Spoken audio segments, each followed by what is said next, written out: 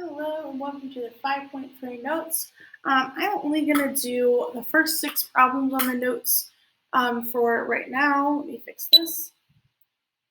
Sorry, I know that noise is really annoying. And then I'm going to do the second half later on and kind of split this up a little bit so that way you can kind of focus on the 2 different pieces. So today we are talking about dividing radicals, and it's just like multiplying. Notice how this part mainly has just like one thing on the bottom, or it's all one big fraction. Whereas down here, you kind of have either 2 things on the bottom or a part that's outside and inside. Basically, what's going to happen is these don't divide as nicely.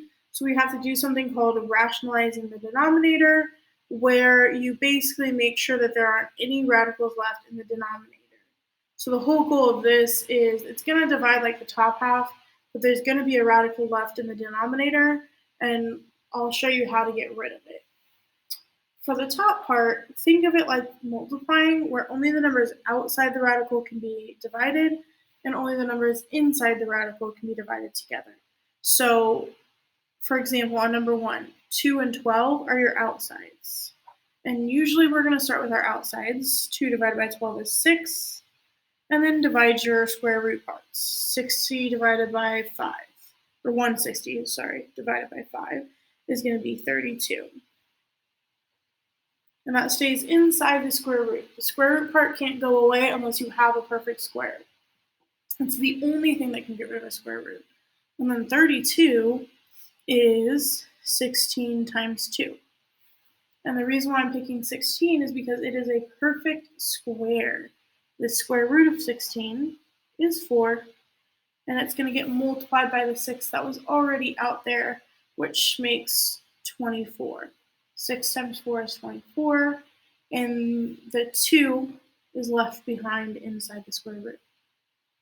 So you do still have to simplify your answer at the end, but that should be pretty much second nature to you at this point by getting 5.1 and 5.2 done. However, I know that it takes a little while to get used to simplifying. On the next problem, 36 and 9 are my 2 numbers out front. 36 divided by 9 is 4. And then I have a 4th root, but guys, guess what? It doesn't matter that I have a 4th root, I still divide these 2 numbers. It's going to be a 4th root still, and 1,250 divided by 2 is 625, which is actually a number on our perfect fourths list. 5 to the 4th power is 625. So the 4th root of 625 is simply 5. You get to completely cancel out that radical. You do not have to split it up into the 2 numbers if this is a perfect power of this. So if this is a perfect 4th power, if it's a 4th root, you get to just cancel it out. And then 4 times 5 is 20.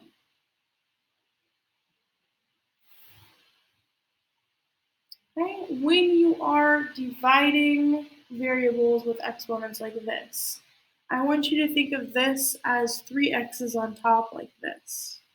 Because x cubed is just x times x times x. X squared is just x times x. We could simplify this by canceling these out.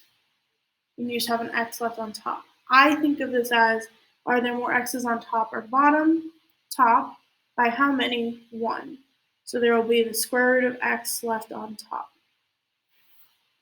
And then I'm going to deal with the y's on their own. Are there more y's on top or bottom? Top. By how many? 4. And then you're going to see how many times 2 can go into your new exponents. So 2 can't go into 1 at all. X is stuck underneath that square root. And then 2 goes into 4 twice without any remainder. So y squared is going to come outside, and that's it. There's no leftovers of that one. Okay, on number 4, now we're combining numbers and variables with exponents. 28 divided by 4 is 7, cube root. And then we've got to do some dividing on the inside this time too. Negative 16 divided by 2 is negative 8. I have 5 more m's on top than I have on bottom because this is a first. Boom. And then 3 goes into 5 once. And there's going to be a leftover of 2.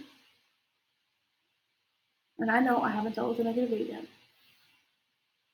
The cube root of 8 is 2, so the cube root of negative 8 is negative 2. And it's not there anymore. And negative 2 times 7 is negative 14.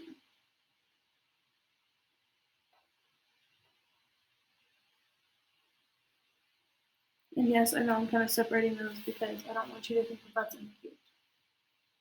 Okay, and then on number 5, 48 divided by 16 is 3.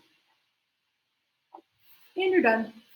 So sometimes it goes faster than other times. And over here, 7 divided by 64. Let's see, does 7 go into 64? It doesn't. So you just kind of have to leave this one. The only thing you can actually do is that the cube root of 64 is 4, but it has to stay on the bottom.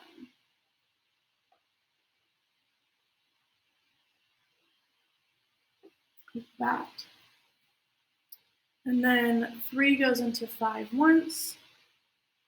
So an x gets to come out, but you have to leave an x squared on the inside because the leftover is 2.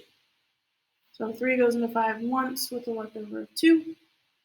3 goes into 6 twice, but that y squared has to stay on the bottom with the 4 that was already out there. And there's no leftover with that part, so you can just put a 1 there or you don't have to write anything. And there you go.